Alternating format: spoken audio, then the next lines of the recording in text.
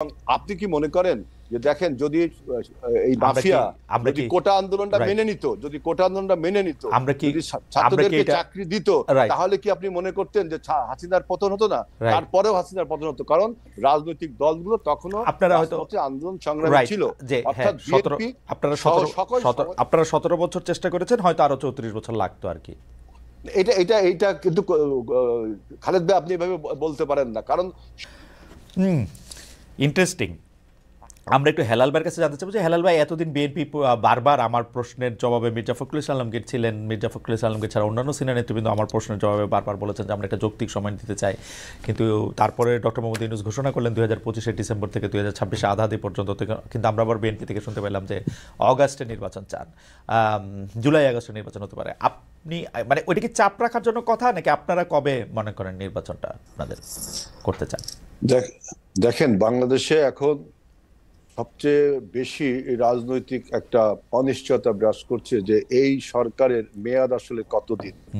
আর আপনি যে কোশ্চেনটা করলেন যে সব নির্বাচন কতদিন পরে হতে পারে, আপনি দেখেছেন যে রাজনৈতিক যে অনিশ্চয়তা এবং রাজনৈতিক যে শূন্যতা তৈরি হয়েছে, এই শূন্যতার মধ্যে অনেক ষড়যন্ত্র এবং প্রতিবিপ্লবী সিনড্রোম আপনারাও দেখেছেন আর জনগণও দেখেছে। এখন এই ষড়যন্ত্র এবং প্রতিবিপ্লবী সিনড্রোমের ফলে সরকারের পারফরমেন্সেরও ঘাটতি দেখা দিচ্ছে। আমি শুধু একটা কথা বলতে চাই, যেহেতু আপনি আমার কথা বলেছেন যে ষড়যন্ত্র দেখতে পাচ্ছে, আমি ষড়যন্ত্র দেখতে পাচ্ছি না, কিন্তু আসলে ষড়যন্ত্র করলে বিএনপি করতেছে এরকম মনে হচ্ছে। সেটা পরে কথা বলবো। না, আচ্ছা, ওই আপনি দেখেন, আপনি ডেটটার কথা বলি যে ডক্টর ইউনূস একটা ধোঁয়াশা সৃষ্টি করলেন ডেট নিয়ে, যে আপনার 2টা ডেট দিলেন, উনি ক্লিয়ার করলেন না, এবং কিভাবে নির্বাচনটা হবে তার একটা পরিষ্কার ধারণাও দিলেন না।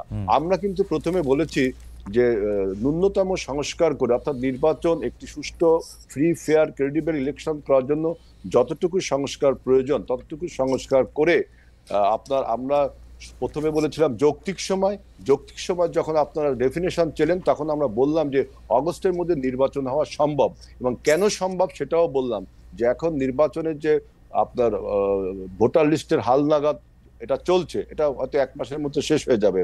এখন নির্বাচন কমিশনকে আপনার স্ট্রেনথেন করবার জন্য নির্বাহী বিভাগ ও ল এনফোর্সিং এজেন্সির বিভাগকে যদি আপনি নির্বাচন কমিশনের কাছে ক্ষমতা প্রদান করেন, তাহলে এখন একটা সুষ্ঠু নির্বাচন সম্ভব। কারণ অতীতে 3 মাসে এরকম অন্তর্বর্তীকালীন সরকার আর তত্ত্বাবধায়ক সরকার, যে নামেই ডাকুন, ক্যারেক্টার একই, নিউট্রাল সরকার, অতীতে 3 মাসের মধ্যে নির্বাচন করা সম্ভব হয়েছে।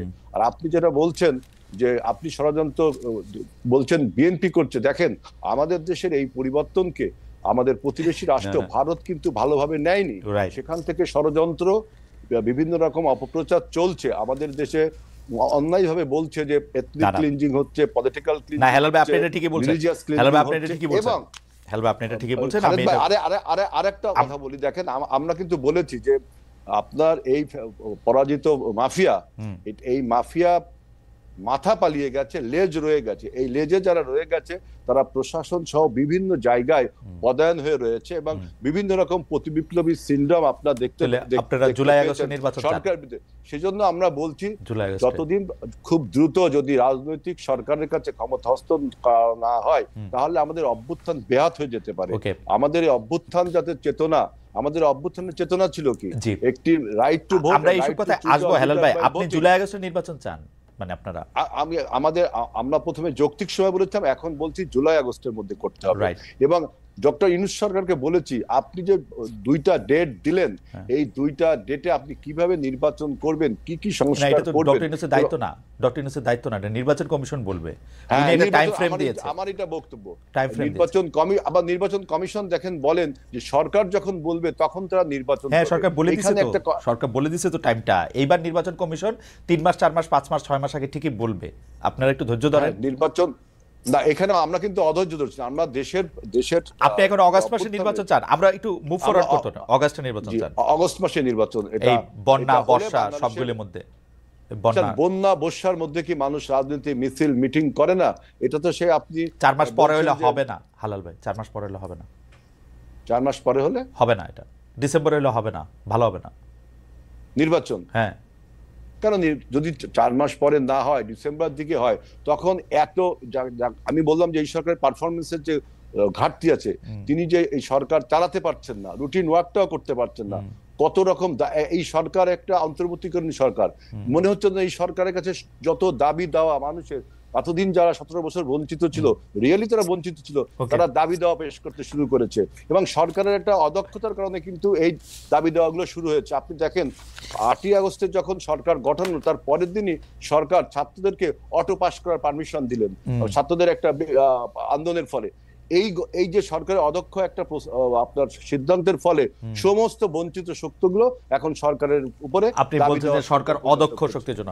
আচ্ছা, আমি সরকারের শক্তি এবং অনভিজ্ঞতা, অদক্ষ এবং অনভিজ্ঞতা, ঠিক আছে, আমি এগুলিতে আসবো পরে। আমার একটু কুইক, আপনার কাছে কি মনে হয় যে আমরা জুলাই আগস্টে যে আন্দোলনের সময় দেখেছি, সেই আন্দোলনের সময়তে শেখ হাসিনা সরকারের উৎখাতের জন্য সবাই একসাথে কাজ করেছে, সবাই নানা জায়গায় মানে যে যার জায়গা থেকে সাহায্য করেছে, কিন্তু এই সরকারের সমন্বয়করা বিশেষ করে যে শুধু জামায়াত শিবিরের কথা বলে, এটা কারণ কি? আপনাদের কথা কেন বলে না? হেলাল ভাই, আপনি যদি একটু ছোট করে বলেন, কোথায় গিয়ে সেটা আটকাইলো?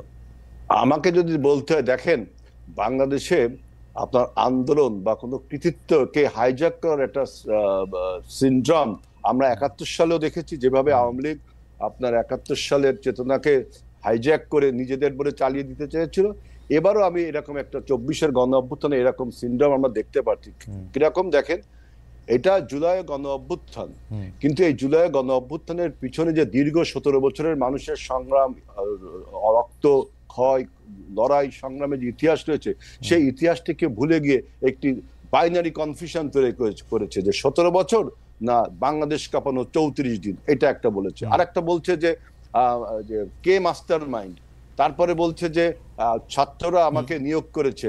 এই সমস্ত বাইনারি কনফিউশন, আমি সেটা মানলাম, কিন্তু ধরেন যে কোনো পলিটিক্যাল পার্টির মধ্যে বিএনপির কথা না বলে যে জামায়াতের কথা বলার কারণ কি? এটার কারণ কি একটা হইতে পারে যে বিএনপি কি শেষ মুহূর্তে এসেও 23-24 তারিখেও আসলে ভাবতেছিল যে আওয়ামী লীগ সরকারই রয়ে যাবে, তো সেই জন্য সে আর নতুন নিপীড়ন নির্যাতনের মধ্যে যেতে চায় না? না, এটা তো ঠিক না। আমাদের যে বৈষম্য বিরোধী যে ছাত্র জোট তৈরি হয়েছিল, সেই বৈষম্য বিরোধী ছাত্রদের most of the student participation হলো জাতীয়তাবাদী ছাত্র দলের।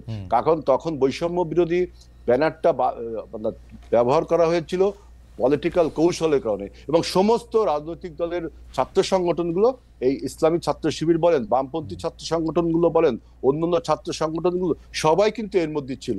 কিন্তু যখন অভ্যুত্থানটা হয়ে গেল, তারপরে যখন ক্রেডিট ক্লেমের সিনড্রোম তৈরি হলো, তখন কিন্তু আমাদের বিভক্তিটা তৈরি হলো। এবং আরেকটি দেখেন, আরেকটি কথা না বলে পারছি না, কেন আপনারা তো তাদের সাহায্যই করলেন, এটা তৈরি হলো।